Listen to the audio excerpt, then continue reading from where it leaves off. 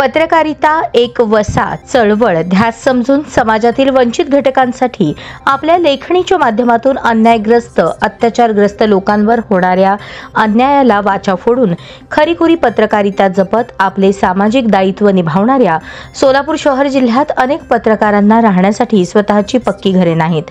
सोलापूर शहर जिल्ह्यातील बहुसंख्य पत्रकार आज देखील भाड्याच्या घरात राहत असून अल्प मानधन आणि तुटपुंजा मिळणाऱ्या जाहिराती आणि पगारामुळे त्यांना स्वतःची मालकी हक्काची घरे आर्थिक परिस्थिती नाजूक असल्याने घेता आलेली नाहीत।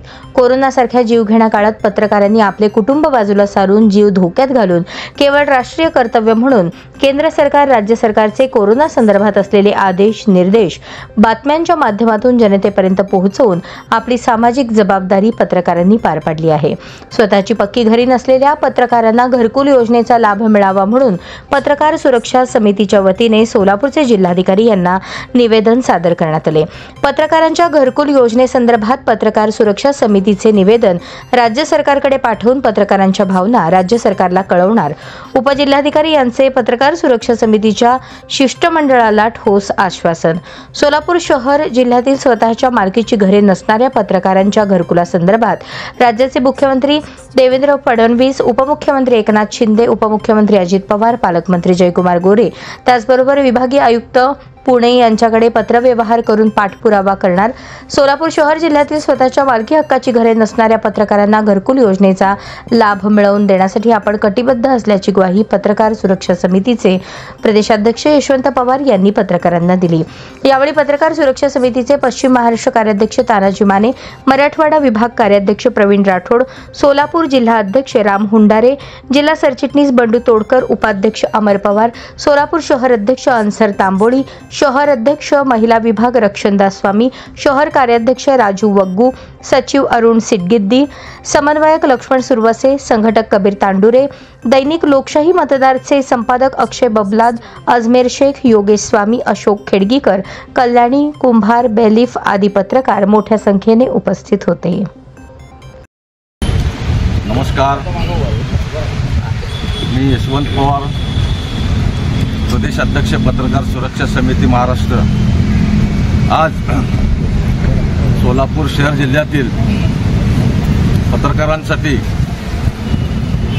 राज्य सरकारने घरकुल योजना बनवावी म्हणून माननीय जिल्हाधिकारी यांची आज पत्रकार सुरक्षा समितीच्या शिष्टमंडळाने भेट घेतलेली आहे। सोलापूर शहर जिल्ह्यात असे अनेक पत्रकार आहेत ज्या अल्प मानधनावर काम करतात, तुटपुंजा जाहिरातीवर काम करतात, परंतु त्यांना त्यांच्या हक्काची पक्की घरेत नाहीत। अनेक पत्रकार भाड्याच्या घरात राहतात। म्हणून आज माननीय जिल्हाधिकारी साहेबांना आम्ही विनंती केलेली आहे की ज्या पत्रकारांना स्वतःच्या मालकी हक्काची घरं नाहीत अशा पत्रकारांसाठी घरकुल योजनेतून घरे मिळवून द्यावेत म्हणून आज जिल्हाधिकारी साहेबांना आम्ही निवेदन दिलेलं आहे।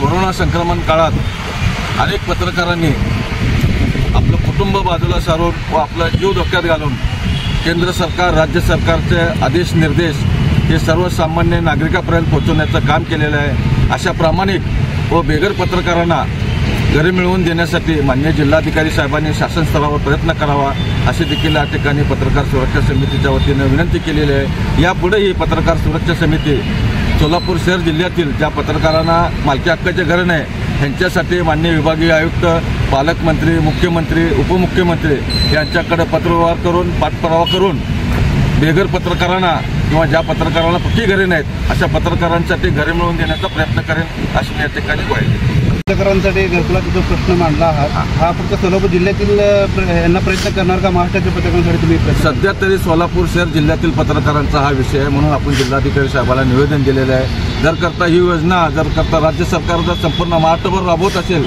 तर पत्रकार सुरक्षा समिती संपूर्ण महाराष्ट्रातील पत्रकारांसाठी घरकुल योजना बनवावी अशी मुख्यमंत्र्यांकडे मागणी करते। धन्यवाद सर।